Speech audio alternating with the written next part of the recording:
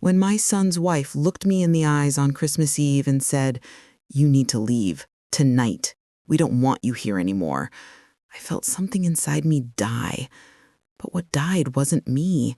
It was the version of myself who would accept being treated like garbage by the people I loved most in this world. I was 68 years old, standing in the foyer of the house I had helped buy, surrounded by Christmas decorations I had put up myself just days before. My grandson was upstairs sleeping. The turkey I'd spent all day preparing sat half-eaten on the dining room table. And my son, my only child, the boy I had raised alone after his father died, stood behind his wife with his arms crossed, saying absolutely nothing. Before I tell you how that night unfolded, please tap like. It helps me steady my heart. If you've ever been pushed aside by the very person you raised, please subscribe. Your support feels like the warmth I was denied. And comment your name and where you're watching from. I want to remember those who stand with me. That was 5 years ago. 5 years since I walked out into the snow with one suitcase in my purse, not knowing where I would sleep that night. 5 years since I realized that giving everything to your children doesn't guarantee they'll love you back. And now, just last month, my son showed up at my door crying, begging me to come back into his life. But by then, I had already built a new life, a better life, one that didn't include him. Let me take you back to the beginning, before that terrible Christmas Eve, before I understood what I had become in my son's eyes, before I knew what it meant to lose everything and discover yourself in the ruins. My name is Margaret, and I'm 73 years old now. For most of my life, I defined myself by one role: mother. When my husband Daniel died of a heart attack 23 years ago, our son Jason was only 15. I was 50 years old, suddenly a widow, suddenly the sole provider and parent. Daniel had been a good man, a hard-working electrician who always made sure we had what we needed, but he hadn't left much behind. Some savings, a small life insurance policy, and a mortgage that was barely halfway paid off. I worked 2 jobs to keep Jason in school, to make sure he had opportunities I never had. During the day, I was a secretary at a law firm. At night and on weekends, I cleaned offices. I was so tired all the time. My back ached, my feet ached. But every time I looked at Jason, every time I saw him studying at the kitchen table or heard him talk about going to college, I told myself it was worth it. And it was worth it, wasn't it? Jason got into a good state university. I took out loans to help cover what his scholarships didn't. I sent him care packages. I visited on Parents' Weekend, even though it meant taking unpaid time off work. When he graduated with a degree in business, I cried tears of joy. My boy had made it. We had made it together. He got a job at a marketing firm in the city, making more money in his first year than I'd ever made in my life. I was so proud. He moved into an apartment, started building his career. He called me every Sunday without fail. He came home for holidays. He was a good son, my good son. Then he met Ashley. I should have seen the warning signs from the beginning, but I was so happy that Jason had found someone. He'd never been the most social kid, always focused on his studies, so when he called me on Sunday and told me he'd met a girl, I was thrilled.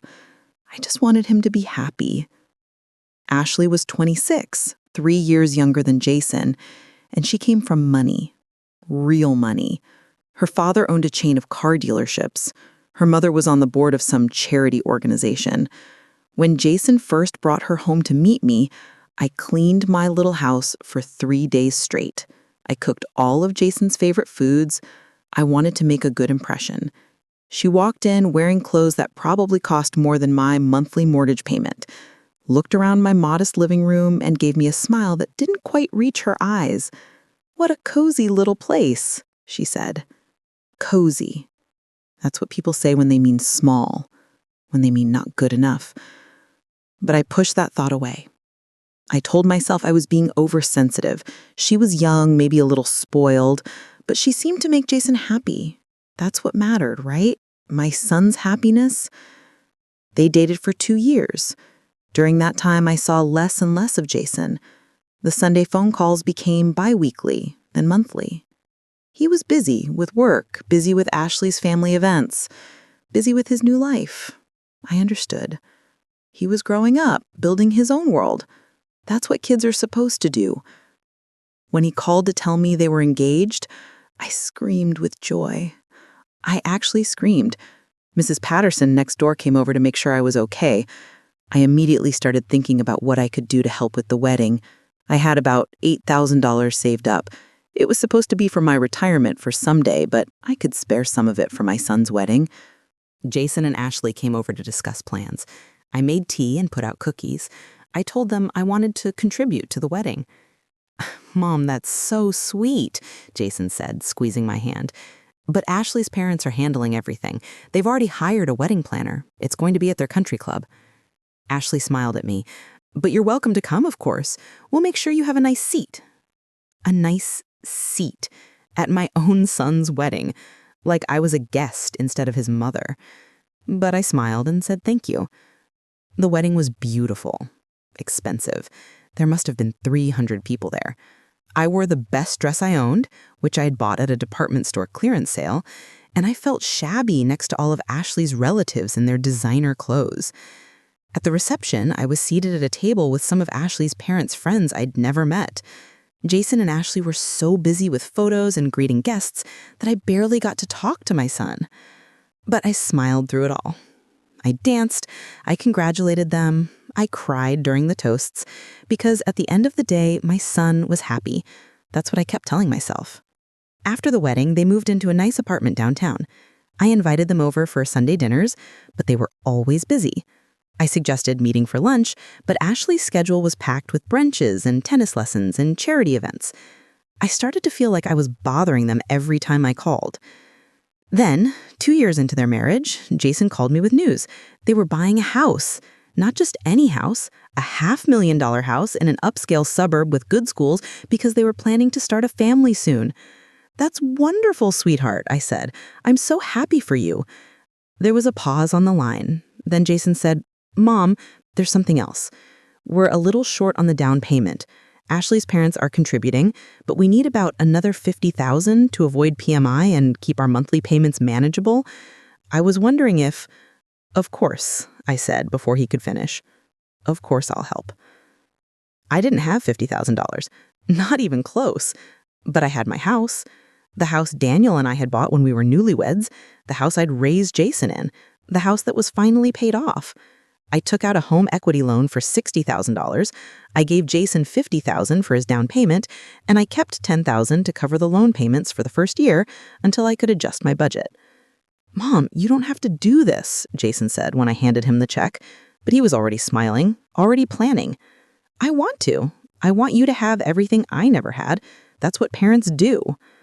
Ashley gave me a hug. It was quick, barely a squeeze, but she said, "Thank you, Margaret. This means so much to us." They moved into the house 3 months later. It was beautiful. 4 bedrooms, 3 bathrooms, a huge kitchen with granite countertops and stainless steel appliances, a backyard with a deck and a pool.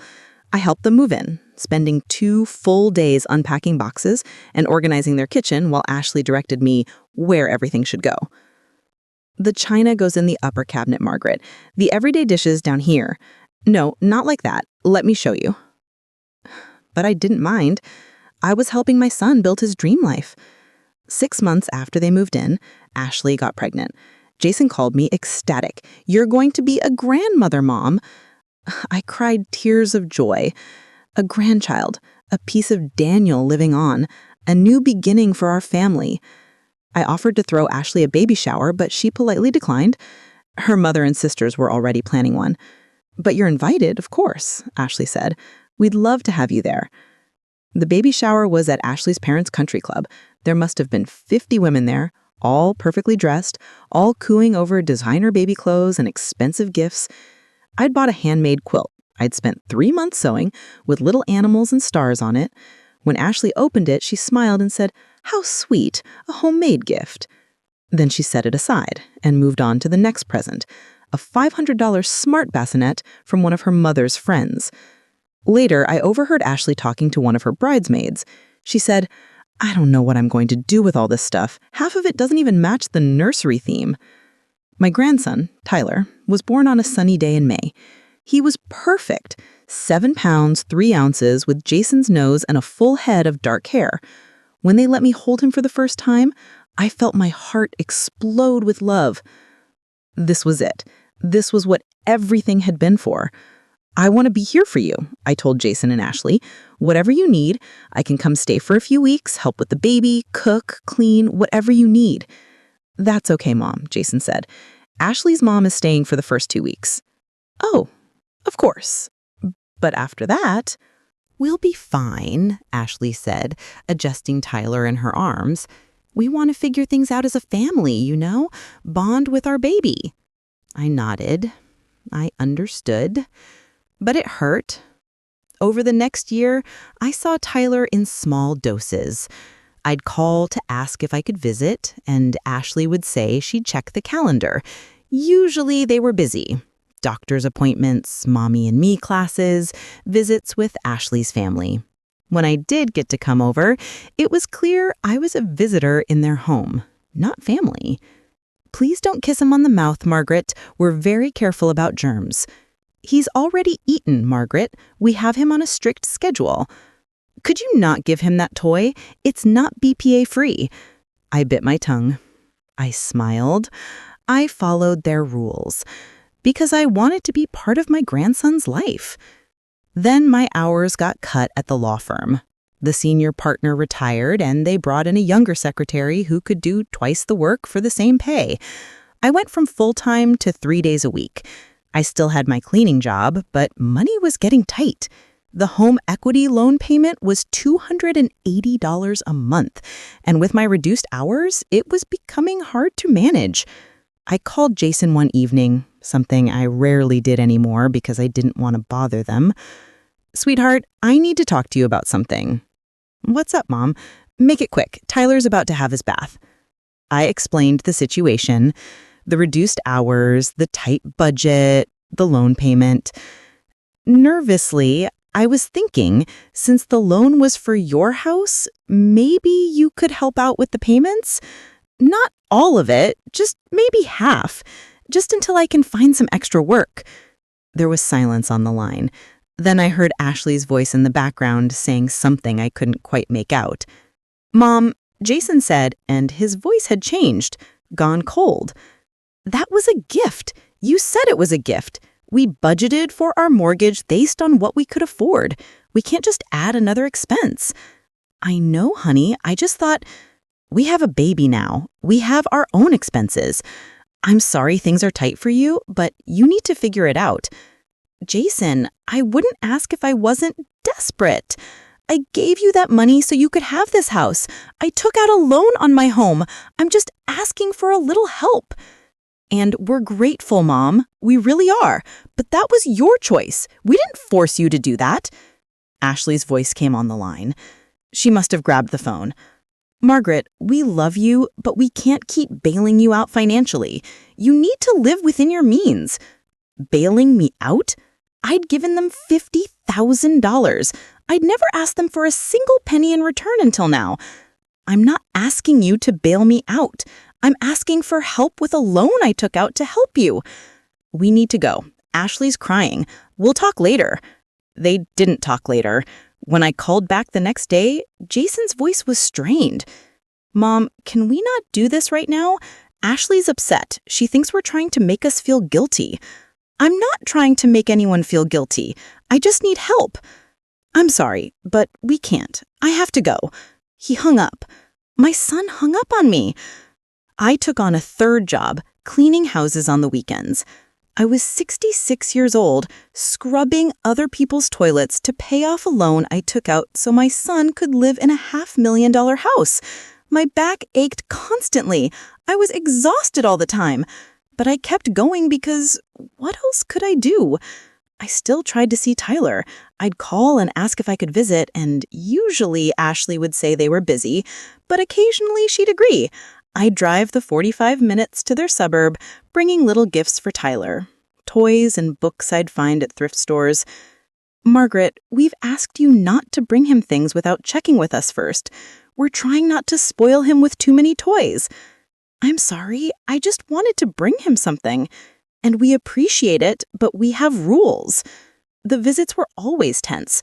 I felt like I was walking on eggshells, afraid to say or do the wrong thing, afraid they'd take away the few hours I got with my grandson. Then came the phone call that changed everything. It was October, 2 years after Tyler was born. Jason called me, and I could hear the stress in his voice. "Mom, I need to ask you something." "Of course, sweetheart. Anything." Deep breath. "We want to redo the kitchen. The granite is nice, but Ashley has always wanted marble countertops. And we need to upgrade the appliances. The stove is making a weird noise." I waited for the actual question. "We're looking at about $35,000 for the renovation. Ashley's parents are going to contribute, but they can only do 20. We were hoping you could help with the rest. 15,000. I couldn't believe what I was hearing. Angry. "Jason, I'm working 3 jobs to pay off the loan I took out for your down payment. I don't have $15,000. "I know things are tight, Mom, but this is important to Ashley. She spends a lot of time in that kitchen. She deserves to have it the way she wants. And I deserve to not work myself to death at 66 years old." There was a long silence. Then Ashley's voice in the background. "Is she saying no?" "Mom, forget I asked. It's fine. We'll figure something out." "Jason, I have to go. I'll talk to you later." But he didn't talk to me later. Weeks went by without a call. When I finally called them, Ashley answered. "Oh, Margaret. Hi. Jason's busy right now. Can I come visit Tyler this weekend? We're pretty booked up for the next few weeks. Family stuff. I'll have Jason call you when things settle down." He never called. I called again 2 weeks later. No answer. I left a voicemail. No response. I sent a text. Nothing. It was like I'd been erased from their lives because I couldn't give them money I didn't have. Then November came. I got a call from Jason. My heart leaped. "Finally. Sweetheart, I've missed you. How is Tyler?" "He's good, growing like crazy. Listen, Mom, I'm calling because Christmas is coming up." "Oh, I'm so glad you brought that up. I was hoping I could come spend Christmas with you and Ashley and Tyler. I'll bring gifts, I'll cook, whatever you want." Actually, that's what I wanted to talk to you about. Ashley's family's coming this year. Her parents, her sisters, everyone. Our house is going to be packed, and with Tyler being 3 now, we want to keep things calm and manageable. We were thinking this year might be better if you did your own thing. My own thing? On Christmas? Jason, I'm your mother. Where else would I go? I don't know, Mom. Maybe you have friends you could spend it with, or you could do something special for yourself. We'll celebrate with you another time. New Year's, maybe. Jason, please, I don't want to be alone on Christmas. Can't I just come for a few hours? I'll stay out of the way. I just want to see Tyler open his presents. Please. I heard Ashley's voice in the background, sharp and insistent. Then Jason sighed. "Okay, fine. You can come Christmas Eve, but just for a few hours. And please don't make it a big thing, okay? We have a lot going on." "Thank you," I said, fighting back tears. "Thank you so much. I promise I'll stay out of the way." I spent the next month preparing for Christmas. I knitted Tyler a sweater. I bought Jason and Ashley a nice picture frame for the mantle. I couldn't afford much, but I wanted to show them I was thinking of them. I wanted to be part of their Christmas. The days leading up to Christmas Eve, I was excited for the first time in months. I baked cookies to bring. I wrapped the presents carefully. I drove to their house on Christmas Eve afternoon, my car packed with gifts and food. When I pulled up, their driveway was full of cars. Ashley's family was already there. I could hear laughter and music from inside. I took a deep breath, grabbed my bags, and walked to the door. I rang the doorbell. Ashley answered, wearing a beautiful red dress, holding a glass of wine. Her smile disappeared when she saw me. "Margaret." "Oh, I thought Jason told you to come later." "He said Christmas Eve. It's Christmas Eve." She looked back into the house, then stepped outside, pulling the door mostly closed behind her. We're in the middle of family time right now. This really isn't a good time. I'm family too, I said quietly. You know what I mean. We have a house full of people. There's no room. I'll just say hello to Tyler and drop off these gifts. I won't stay long. Ashley's face hardened. Margaret, I'm going to be honest with you. This isn't working. You coming here, always expecting to be included, always needing something from us, it's putting a strain on Jason, on our marriage. I don't always need something. I just want to be part of my grandson's life. You smothered Jason his whole life. You made him feel guilty for having his own family. And now you're trying to do the same thing with Tyler.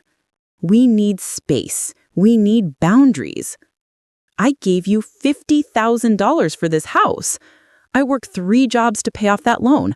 I've never asked you for anything except to be part of my family. That was your choice. We didn't ask you to destroy your financial security. That's on you. The door opened wider. Jason stood there, and I waited for him to defend me, to tell his wife that I was his mother and I deserved respect. Jason, please. He looked at me, and I saw something in his eyes I'd never seen before. Coldness. Resentment. Mom, Ashley's right. This isn't a good time. You should go. Jason, it's Christmas Eve. I'm your mother. Ashley stepped forward. You need to leave. Now. We don't want you here anymore. The words hit me like a physical blow. I looked at my son, begging him with my eyes to say something, to stop this. But he just stood there with his arms crossed. You're really going to throw me out on Christmas Eve? Your own mother? You're not being thrown out. You're being asked to leave. There's a difference. I drove 45 minutes to get here. I brought presents for Tyler. I baked cookies. Leave them on the porch. We'll make sure Tyler gets them. I could hear voices inside. Ashley's father asking what was going on. Tyler's little voice calling for his mommy. And I realized that I was the problem. I was the one disrupting their perfect Christmas. After everything I've done for you, I said, looking at Jason. After everything I sacrificed, this is how you treat me? You chose to sacrifice, Ashley said. Nobody asked you to, and now you hold it over our heads like we owe you something. I don't hold it over your heads. I just wanted to be loved. I just wanted to be included. This is why we need space, Jason said. This guilt trip, this manipulation. We can't do this anymore, Mom. We need you to go. I looked at my son, really looked at him, and I didn't recognize the person standing there. This wasn't the boy I'd raised. This wasn't the child I'd worked 2 jobs for, the teenager I'd sent care packages to in college, the young man I'd cried tears of joy for at his graduation. This was a stranger wearing my son's face. Fine. I'll go. I set the bags down on the porch, the cookies I'd baked, the presents I'd carefully wrapped, the sweater I'd knitted for my grandson. Merry Christmas, Jason. I walked back to my car. It was starting to snow. My hands were shaking so badly I could barely get the key in the ignition. As I pulled away, I looked back at the house one more time. The house I'd helped buy. The house that was glowing with warmth and light and laughter. The house where I wasn't welcome.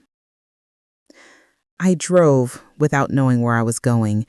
The roads were getting slippery with snow. It was getting dark. I was 68 years old, and I had nowhere to go on Christmas Eve. I ended up at a Denny's off the highway. It was one of the few places open. I sat in a booth by myself and ordered coffee. The waitress, a young woman, maybe in her 20s, gave me a sympathetic smile. Rough night? You could say that. Where's your family? That's a good question. She brought me coffee and a slice of pie. On the house. Nobody should be alone on Christmas Eve. I cried into that pie. I cried for the years I'd spent sacrificing. I cried for the son I lost.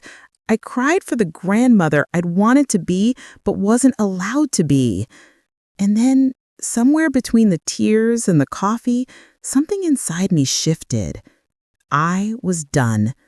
I was done begging for scraps of affection from people who clearly didn't value me. I was done working myself to death for their dream house while I could barely afford my own bills. I was done making myself small so they could feel big. That night, sitting in that Denny's at 68 years old, I made a decision. I was going to choose myself for the first time in my life. The next morning, Christmas Day, I woke up in my own bed. I'd driven home late on Christmas Eve, through the snow, my hands gripping the steering wheel, my mind racing. I barely slept, but when the sun came up, I felt something I hadn't felt in years: clarity. I made a pot of coffee and I sat at my kitchen table with a notebook. I wrote down every sacrifice I'd made for Jason, every dollar I'd given, every hour I'd worked, every time I'd bitten my tongue to keep the peace. And then I wrote down what I'd gotten in return. The list was painfully short. Then I wrote down what I wanted for my future. And at the top of that list, I wrote my dignity. The first thing I did was call a lawyer. On December 26th, I drove to the office of Patricia Chen, an attorney whose ad I'd found in the phone book. She was a small woman in her 40s with kind eyes and a firm handshake. "Tell me what's going on," she said. I told her everything: the $50,000 gift, the home equity loan, my son and daughter-in-law cutting me out of their lives, the way they'd thrown me out on Christmas Eve. Patricia listened carefully, taking notes. When she finished, she looked up at me. "Margaret, I'm going to be honest with you. That money was a gift. Legally, they don't owe you anything." My heart sunk. "So there's nothing I can do?" I didn't say that. She leaned forward. "There are few options. First, you could file a small claim suit for elder financial abuse. It's a stretch, but if we can prove they manipulated or coerced you into giving them money you couldn't afford, we might have a case. Second, and this is what I'd recommend, you could send them a formal legal letter outlining your financial situation and requesting assistance with the loan payments. We can't force them to pay, but sometimes a letter from a lawyer is enough to scare people into doing the right thing. And if they refuse, then at least you tried, and you can move forward knowing you did everything you could." She paused. "But Margaret, I have to ask, is this really about the money, or is this about something deeper?" "I just want them to see what they've done to me. I want them to understand that they can't treat people this way." "Then let's make sure they understand." Patricia drafted a letter outlining the situation.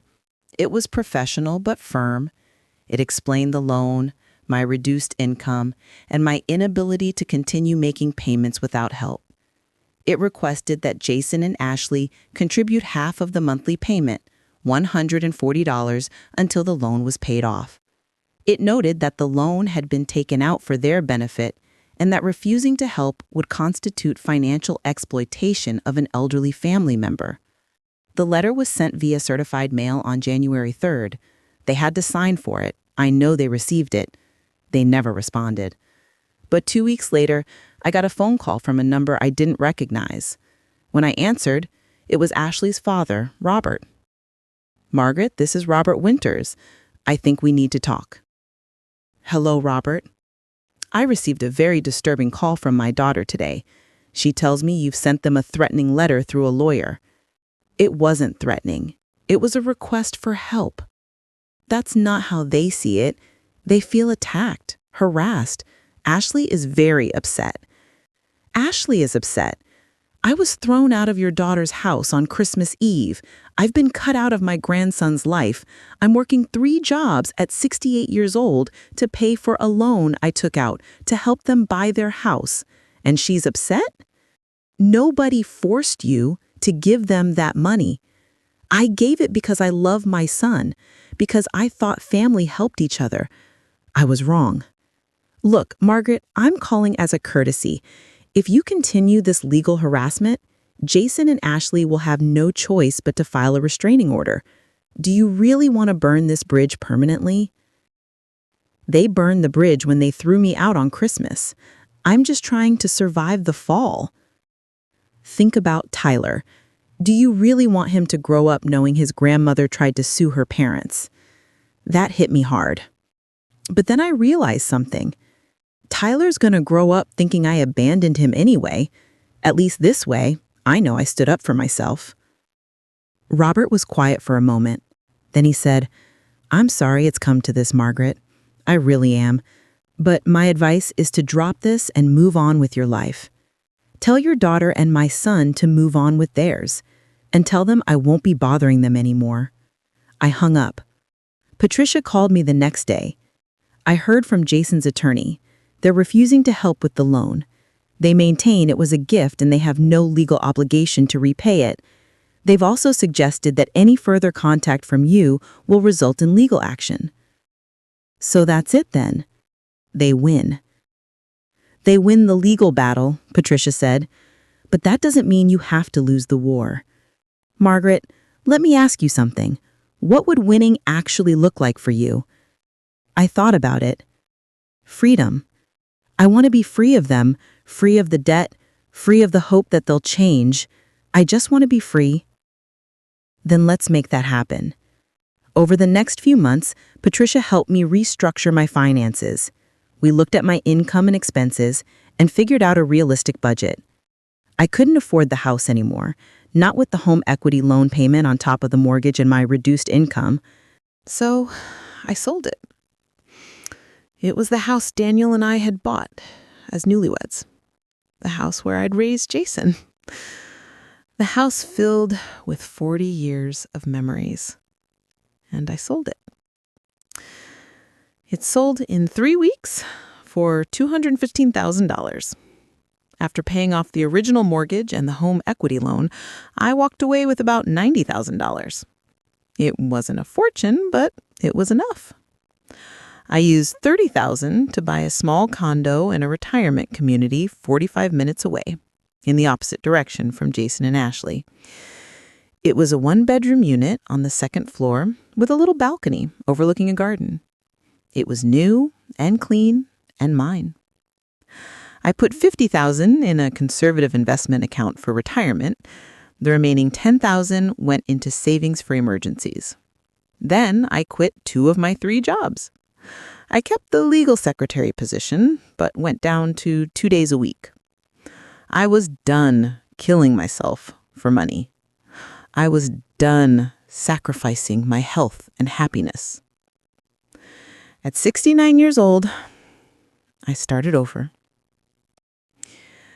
The retirement community was full of people like me, widows and widowers, divorced people, people whose kids had moved away or cut them off. Nobody judged me for being alone. Nobody asked uncomfortable questions about why I never talked about my son. I made friends for the first time in years. There was Dorothy, a 72-year-old former teacher who'd left her emotionally abusive husband after 30 years of marriage. There was Frank, a 75-year-old veteran whose kids had put him in a nursing home and forgotten about him until he checked himself out and moved here. There was Linda, a 65-year-old who'd spent her whole life taking care of her disabled sister and had nothing left for herself. We were the island of misfit toys, and we were perfect. We played cards every Tuesday. We did water aerobics every Thursday. We had potluck dinners once a month. Dorothy taught me how to paint. Frank taught me how to play chess. Linda and I started a book club. I laughed more in those first 6 months than I had in years. I slept better. My back pain improved because I wasn't cleaning houses on my hands and knees anymore. I felt lighter, like I'd put down a weight I'd been carrying for so long I'd forgotten what it felt like to stand up straight. I thought about Tyler sometimes. I wondered if he asked about me. I wondered if Jason and Ashley told him I'd chosen to leave or if they told him I was dead. It hurt to think about, so I tried not to. On my 70th birthday, my friends threw me a surprise party. They decorated the community room with balloons and streamers. Dorothy baked a cake. Frank got me a chess set. Linda gave me a beautiful journal with a note that said, "For your next chapter." I cried, but they were good tears, healing tears. "You deserve this," Dorothy said, hugging me. "You deserve people who appreciate you." "I wasted so many years on people who didn't," I said. "Then don't waste any more," Frank said. "You're free now. Act like it." So I did. I started traveling. Nothing fancy, just little trips. I went to Asheville and walked through the Biltmore estate. I went to the coast and ate seafood and watched the sunrise over the ocean. I went to Nashville and listened to live music. Every trip I thought, this is what I could have been doing all along if I hadn't been working 3 jobs to pay for someone else's dream house. I dated a little, nothing serious. Frank introduced me to his friend George, a 73-year-old retired postal worker whose wife had died 5 years earlier. We went to dinner a few times. He was kind and funny and easy to be around. It didn't turn into anything romantic, but we became good friends. I was happy, genuinely, deeply happy for the first time since Daniel died. And then, 3 years after that terrible Christmas Eve, my phone rang. It was a number I didn't recognize, but when I answered, I heard my son's voice. "Mom?" My heart stopped. "Jason." "Mom, I need to talk to you. Can we meet somewhere?" Every instinct screamed at me to say no, to hang up, to protect myself. But there was something in his voice, desperation, sadness. And despite everything, he was still my son. Where? "There's a coffee shop near where you used to live, the one on Maple Street." "I don't live there anymore." "What? Where do you live?" "Somewhere else. Somewhere better. I'll meet you at that coffee shop tomorrow at 2:00. Don't be late." I hung up before he could respond. I didn't leap that night. I kept thinking about what he might want. Money, probably. They always came back when they needed something. Or maybe Ashley had left him and he needed somewhere to stay. Or maybe Tyler had asked about me and the guilt had finally gotten to him. The next day, I dressed carefully. Not too nice because I didn't want him to think I was trying to impress him, but not too shabby either. I wanted him to see that I was doing fine without him. I got to the coffee shop 15 minutes early. I ordered a coffee and sat at a table by the window. My hands were shaking. Jason walked in at exactly 2:00. He looked older, tired. He'd gained weight and lost some hair. He was only 36, but he looked 45. He saw me and froze for a second, like he hadn't really believed I'd show up. He got a coffee and sat down across from me. We stared at each other for a long moment. "Hi, Mom." "Hello, Jason. You look good. Different, but good. What do you want?" He flinched. "Can't I just want to see my mother?" "You haven't wanted to see me for 3 years. You threw me out of your house on Christmas Eve and threatened me with a restraining order when I asked for help, so forgive me if I don't believe this is just a social call." He looked down at his coffee. "You're right. I'm sorry. You're absolutely right. So what do you want? He took a deep breath. Ashley and I are getting divorced. I waited for the rush of vindication, the satisfaction of being right about her all along, but all I felt was tired. I'm sorry to hear that. Are you? He looked up at me. I thought you'd be happy. I'm not happy that you're hurting. I'm not that person. But I'm also not surprised. She cheated on me with her tennis instructor. Apparently, it had been going on for months before I found out. That's terrible, Jason. I wouldn't wish that on anyone. I lost the house. It's being sold as part of the divorce settlement. Her family hired a ruthless lawyer. I'm going to end up with barely anything. His voice cracked. I'm 36 years old, and I'm moving into a one-bedroom apartment. Tyler is going to live with her most of the time. I'm losing everything. Now you know how I felt. He looked at me, and I saw tears in his eyes. Mom, I'm so sorry. I'm so sorry for what we did to you, for what I did to you. You were right about everything. Ashley was using me. Her family looked down on us the whole time, and I let her push you out of my life because I was too weak to stand up to her. Why are you telling me this now? Do you need money? Because I don't have any to give you. No, God, no. I don't want money. He wiped his eyes. I miss you, Mom. I miss having you in my life. I miss who I was when you were around. Tyler asks about you. He remembers you, just a little. He says he had a grandma who knitted him a sweater with ducks on it. It was elephants. Elephants, right. He reached across the table like he was going to take my hand, then pulled back. I want you back in my life, in Tyler's life. I know I don't deserve it. I know I have no right to ask, but I'm asking anyway. Please, Mom, please give me another chance.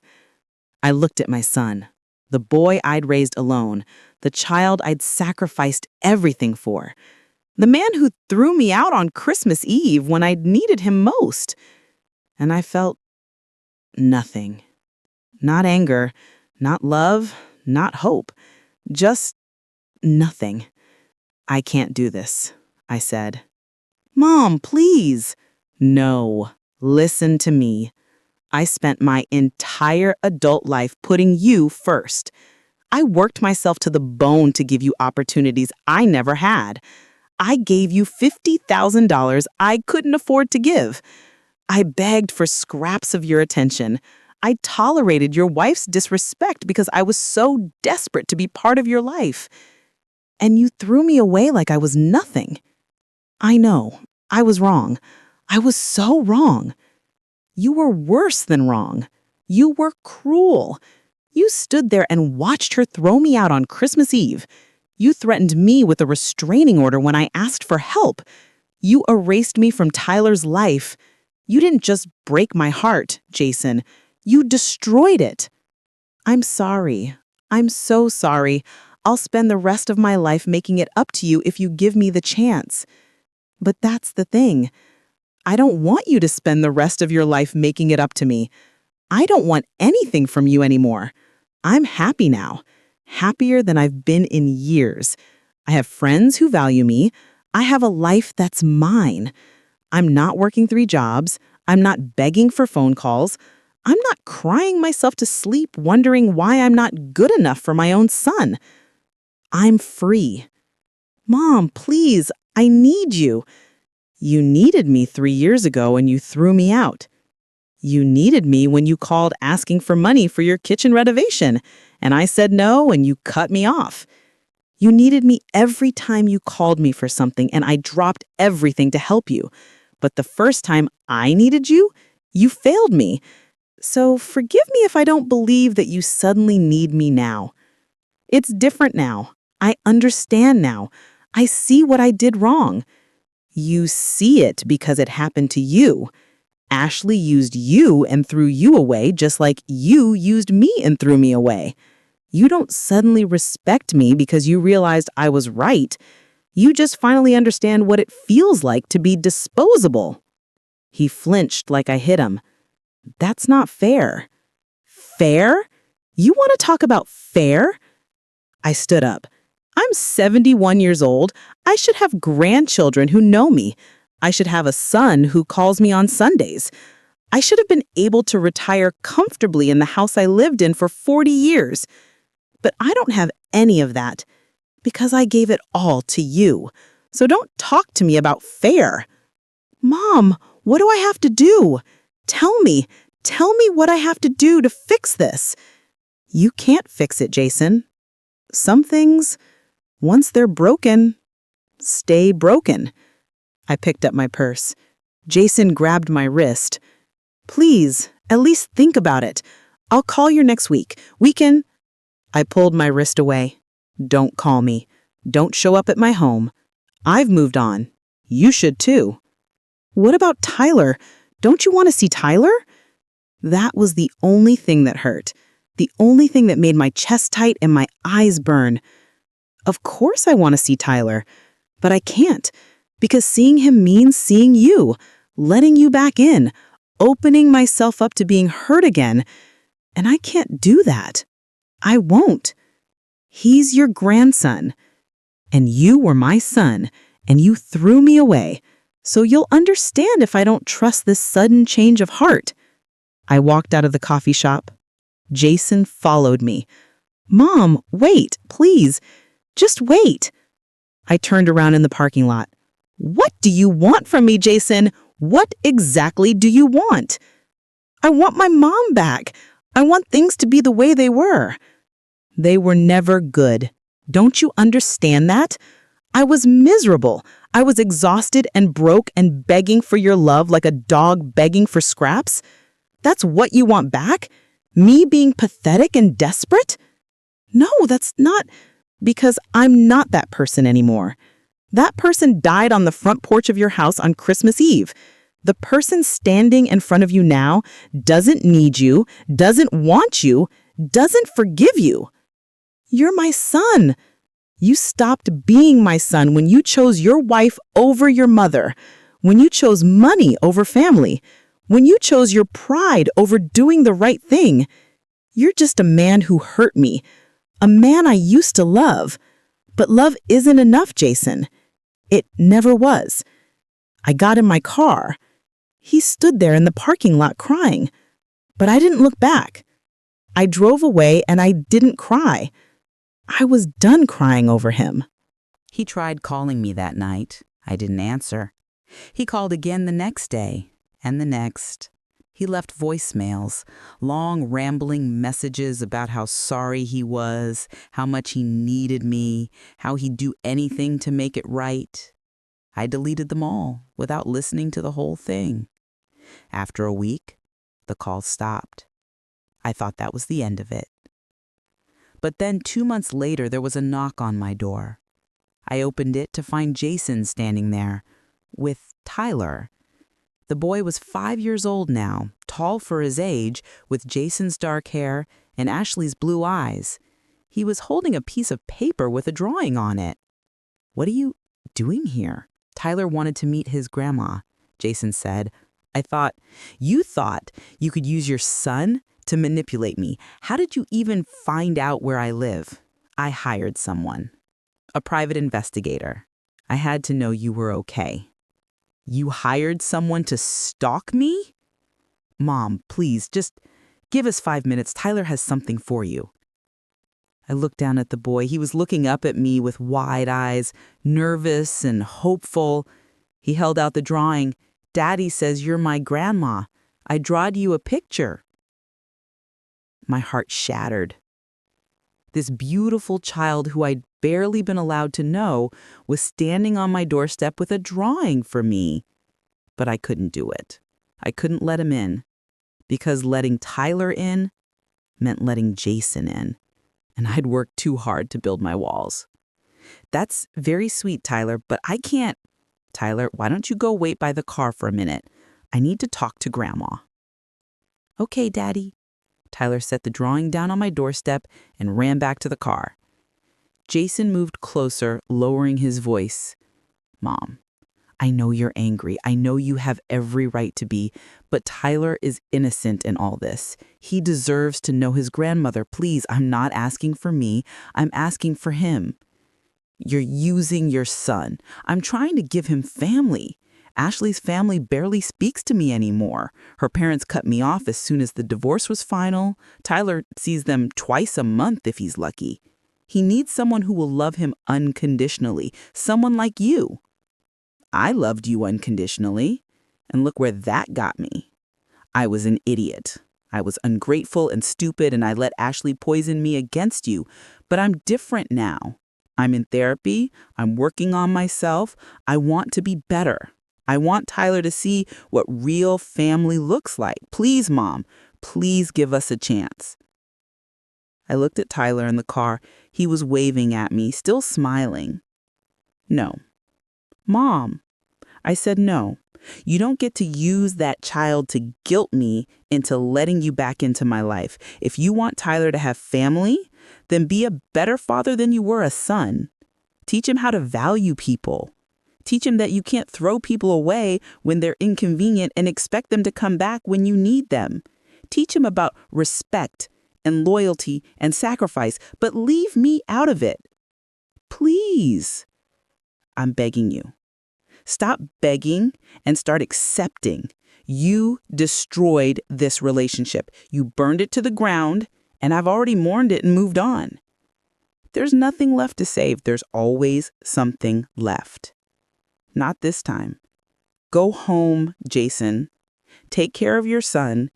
Build a good life for him, but do it without me. I can't do it without you.